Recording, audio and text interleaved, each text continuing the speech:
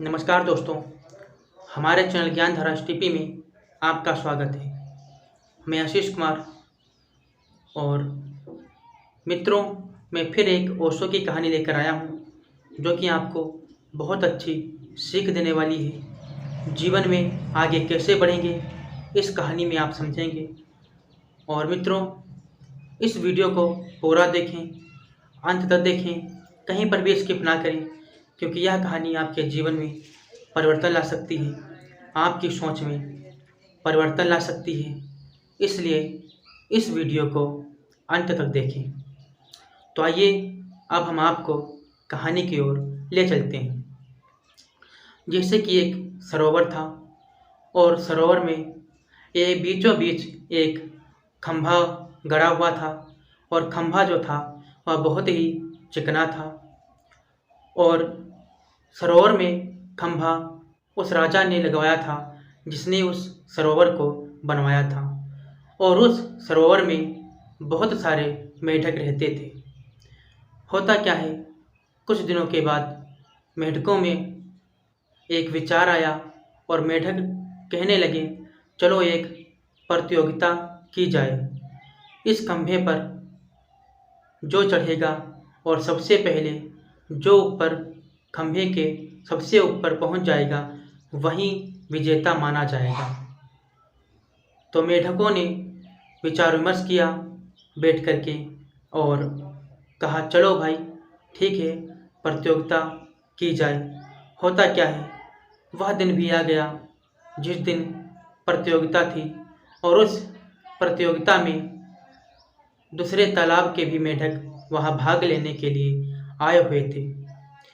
होता क्या है, उस खंभे को देख करके सभी मेढक यही कहते थे कि भाई इस खंभे पर तो कोई भी नहीं चढ़ पाएगा, क्योंकि यह खंभा इतना चिकना है, इस पर चढ़ना तो दूर, आधा भी इस पर कोई नहीं चढ़ पाएगा।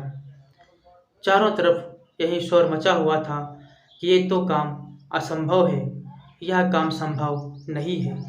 मेढक आपस में बातचीत करते और कहते किसी में कोई विजेता होगा ही नहीं, क्योंकि यह तो खंभा बहुत ही चिकना है और इस पर चढ़ना मुश्किल ही नहीं, नामुमकिन है, इस पर कोई भी नहीं चढ़ सकता है। और कुछ मेढक कोशिश करते, चढ़ते उस खंभे पर और फिसल करके फिर गिर जाते थे। 2-3 मेढक चढ़ते, फिर फिसलते और फिर गिरते। यह बहुत देर तक होता रहा, लेकिन होता क्या है, कुछ देर बाद एक मेढक खंभे के सबसे ऊपर पहुंच गया।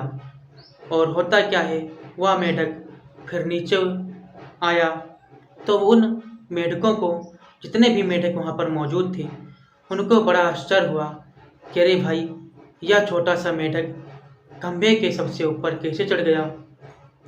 तो मेढकों ने उससे पूछा कि भाई, तुम इतने छोटे हो और इतना चिकना यह खंभा है, फिर भी तुम इस खंभे पर कैसे चढ़ गए हो, क्या तुम्हारे पास कोई काबिलियत है। तो वह, होता क्या है, पीछे से आवाज़ आती है, अरे भाई उससे क्यों पूछते हो, वह मेढक तो बहरा है।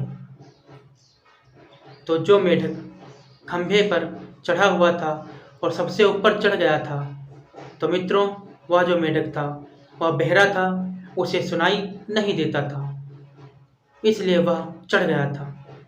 तो इस कहानी के माध्यम से ओशो समाज को यह बताना चाहते हैं कि हमारे अंदर भी सपनों को पूरा करने के लिए काबिलियत होती है, लेकिन हम लोग नकारात्मक आवाज़ों को सुन करके हमारे अंदर जो काबिलियत होती है वह कमज़ोर हो जाती है और अपने लक्ष्य की तरफ हम नहीं बढ़ पाते हैं।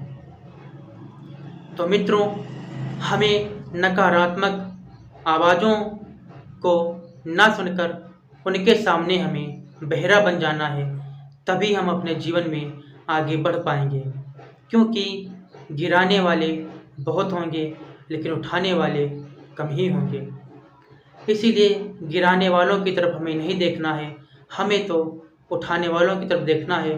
और अपने जीवन में आगे बढ़ते जाना है। मैं आशा करता हूँ आपको यह ओशो की कहानी अच्छी लगी होगी और मैं अगली वीडियो में मिलता हूँ एक नई कहानी के साथ। तब तक के लिए दोस्तों, नमस्कार।